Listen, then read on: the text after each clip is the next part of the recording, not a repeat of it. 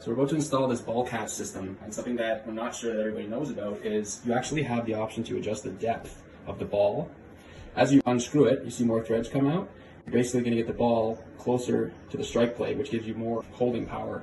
So basically, if you want your door to be easier to close, you're going to recess this, and if you want it to stick a little better, you pull it out.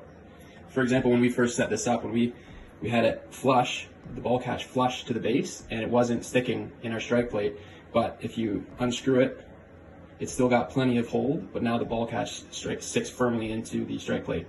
So we've gone ahead and we put some construction adhesive in there, and then simply slide her in. And I want to push it till she's nice and flush. That's a docking.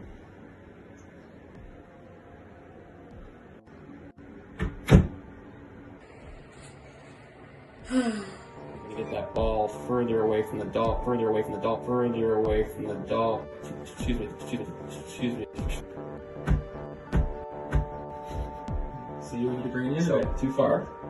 And recess.